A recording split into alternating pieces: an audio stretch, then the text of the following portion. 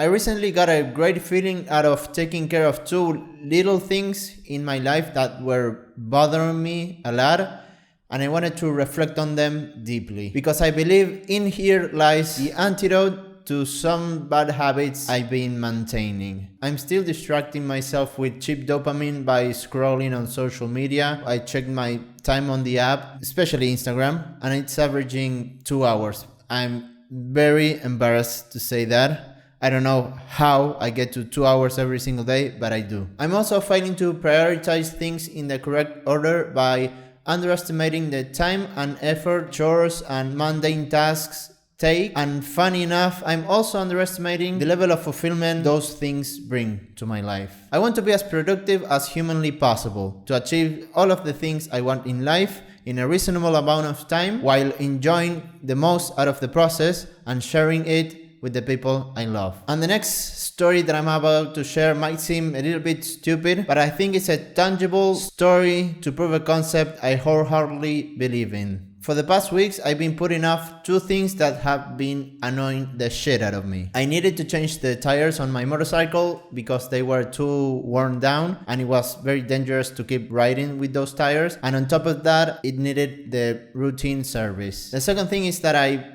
have a broken fridge on my kitchen. When it broke, I unknowingly made the mistake of closing it. It got a lot of mold inside and I've been meaning to clean it, to give it away. I didn't want to give it away all dirty and full of mold, but the only thing I did was to disinfect it really quickly but not clean it fully, and it's been like that for weeks. And last week, thanks to my girlfriend helping me clean my apartment, I finally cleaned the fridge and it felt awesome. And to keep that momentum going, a few days later I talked with my mechanic and had the tires on my motorcycle changed and he serviced it. I shit you not, doing those two things felt as good as accomplishing a milestone in my career, which is the thing I'm most focused on at the moment, hence why I've been putting off chores like these two things. And it was a great reminder of how the little things in life matter. That's why I wanted to write this newsletter, to ingrain this in my head and try to come up with something actionable to give myself the highest chance to keep this as a priority. And I think social media plays a big part here because I've been letting it influence me in a negative way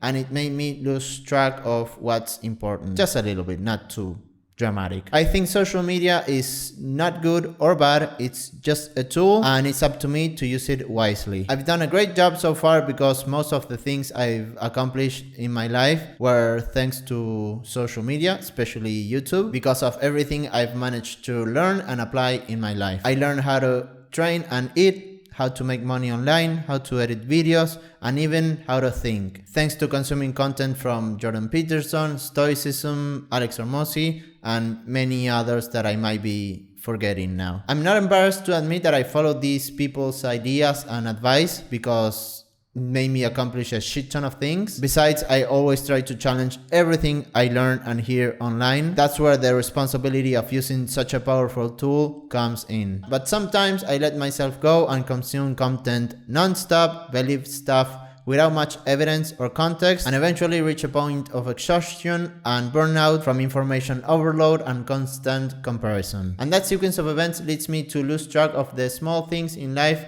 and forgetting to take care of them. I think my mistake is to think that taking care of those small things take time and effort away that would have been better spent on pursuing my dreams. But the whole point of my dreams is to have a fulfilling life, and that fulfillment has as a necessity to take care of the little things in life. And I will put that theory to the test by doing these next things on the coming weeks. As I go about my day, I'll write down the little chores that I realize I need to do or that are bothering me that are not urgent or seem unimportant. If I can't take care of them immediately, I'll schedule them. If I feel it's not worth taking care of them when the time comes, I'll make a conscious effort to remind myself of the feeling of having my bike serviced and with the new tires and the broken fridge finally cleaned. I believe the ROI of succeeding in taking care of these small things in my life is not to move faster towards my dream, but to make sure I keep moving forward.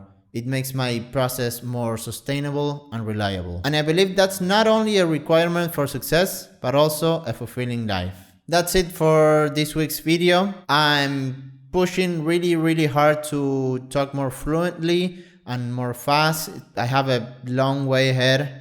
It's not gonna be easy. It's gonna require a lot of practice. I'll make the effort and the task of watching my first videos and now to see if there's a difference, but even if there's not, I don't care. I have to keep moving forward, keep practicing making these videos. I think that even though I sound a little bit robotic, I'm still very authentic. That's my number one rule and goal, that be the most authentic possible. And being this serious, maybe a little bit robotic, is my authentic self. But again, since this is my second language, I know it's tough. It's not as fluent as it could be and as fast, but yeah, I'll have that on top of mind. I'm working on it. I'll keep working on it by doing these videos and being mindful of that.